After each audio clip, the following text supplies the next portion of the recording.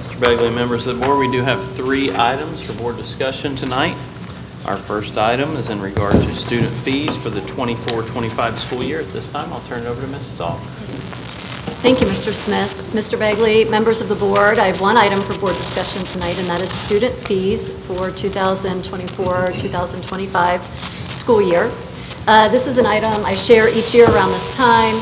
Changes are mostly impacted by curriculum adoptions, maybe changes to fee novels, workbooks, or other programs.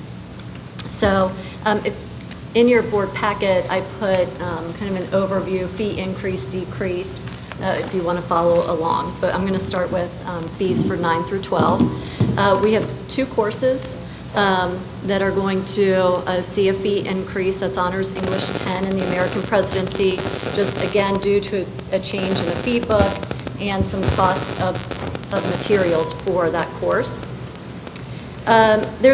We are also changing our college and career platform from Naviance to SchoolLinks, and so you will see in grades 6 through 12 an increase to student fees as a result of that change of the program. And then also at 9 through 12, we have an increase in the graduation fee. We had to increase it last year because of the addition of the required seals for graduation, so that was an additional cost. And then we have seen a pretty significant increase in the cost of like the diploma paper and the diploma cover. And so that is why we're back with another increase this year with the graduation fee. In terms of fee decreases, it's really all around Butler Tech. Any of the Butler Tech courses that we offer that had a career and technical student organization fee, those fees are now being covered by Butler Tech, and so those will all just move to zero since Butler Tech's covering that cost. And then this is usually a time for me to highlight some new courses that will have a fee attached to them. And so at the high school level, we are offering several new CCP classes next year that will carry a nominal fee, and those are the world language courses and a quantitative reasoning course for math. So that's 9 through 12. At 6 through 8, we have a few fee increases as well. At grade 6 social studies, we have an increase due to a new student workbook. Grade 7 and grade 8 language arts, they've changed their fee novel and a summer reading novel, so we increased the fees, had to increase the fees there. And again, for the middle school, they are also moving from Naviance to SchoolLinks, so we see a small increase in that fee as well. In terms of fee decreases, we have some decreases in social studies due to not using a workbook, or I'm sorry, not using Junior Scholastic and then changing a workbook. In grades 7 and 8, they are no longer going to print student agendas, and so that fee is also is a decrease.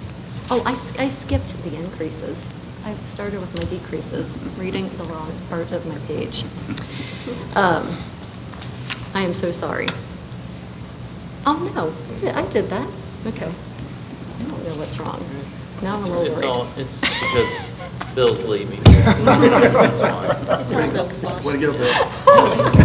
This is pretty much it, guys. Yes. Every day. It's always Bill's fault. I'm trying to summarize and totally lost my Take a place. breath. Take a breath. It's flowing. All right, so this last one is very easy. Pre-K to 5, no changes. Thank you. So, the end. So this concludes my item for board discussion. This will be on the May 16th agenda for your approval, and I'm happy to answer any questions that you might have. Mrs. August, I look at these, we're talking about $2 increases, $4 increases. There's nothing here too earth-shattering, right? Was there anything that's... No, we do our best to keep those fee increases as small as possible. Right. And Mrs. Pospischel, our director of secondary, or coordinator of secondary curriculum and instruction, works with the building principals really for several months to, look at these fees, and then they, we price things out, we make sure that we're getting the lowest, price new fee book that we can, so that we don't have to pass along too much of an increase to students, so they do a great job. Well, thank her for that, and thank you for delivering this. And even though it is a small increase, as Mr. Bagley says, that's kind of the culture we're in right now. And it's not something that we do as a school just to do it. As you said, we're very cognizant of the stewardship of the money, and we want to do as little as we can if we have to do any at all. And it's unfortunate we do. It's kind of, as we get charged, we pass it on. Yeah. So it's one of those facts that are unfortunate, but it is what it is. But it is minor. So. Yeah. Thank When you. you think of the dozens and dozens of courses that are at the high school level, to just have a couple of fee increases is, pretty, significant. So we're pretty impressive. And there are some decreases that will kind of offset some of those $1 and $2, like Mr. Bagley said. There's a couple dollar decrease, they might sort of balance out. So and anything we can do online versus printing the paper, then that's even better. Yep. Good, thank you. Excellent. All right. Our next item for board discussion, board policies. Turn it over to Dr. Rice. Thank you, Mr. Smith, Mr. Bagley, and members of the board. Under items for board discussion, letter C, board policy number 2, I have 4 pieces of policy for discussion, letters A through D. In your board packet, I have included a copy of previous language and the proposed language. Letters A through D, these are what we would call like our EDE series. This is all, if I were to summarize it, it's all of our acceptable use with technology, acceptable use with our network. It's that series. So this was just a refresh and an update through our technology department. So these policies, forms, and regulations are being updated with current language and current terminology. So, as an example, old policy would say computer, new policy says device, because it doesn't necessarily mean it's a computer. Policies now reflect that students have a greater responsibilities with the devices they are assigned.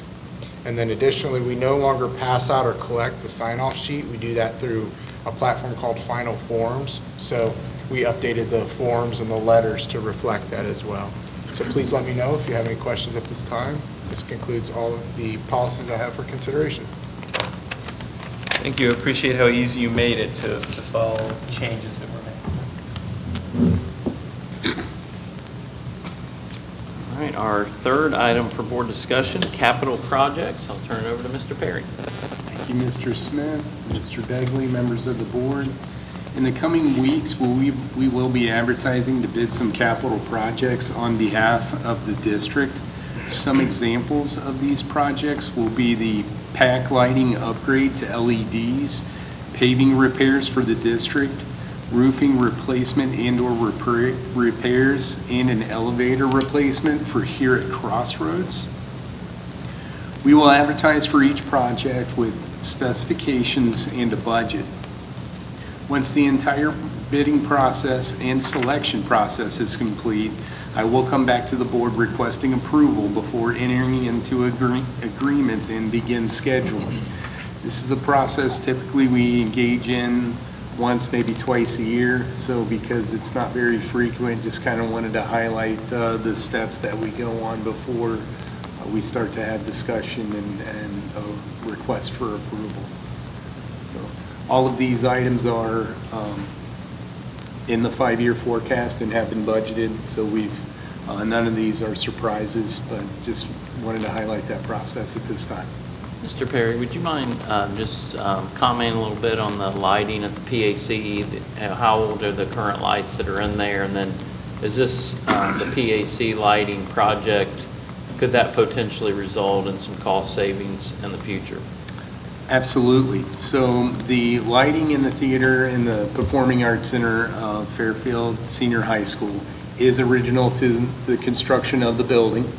Us transitioning to LEDs, there would be a utility savings, as well as we will be able to reduce the amount of lights to be used.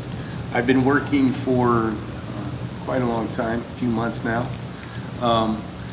with experts in the field, as well as those who, teachers and staff that utilize the area, to make sure we're capturing their needs and that we're setting it up for long-term success.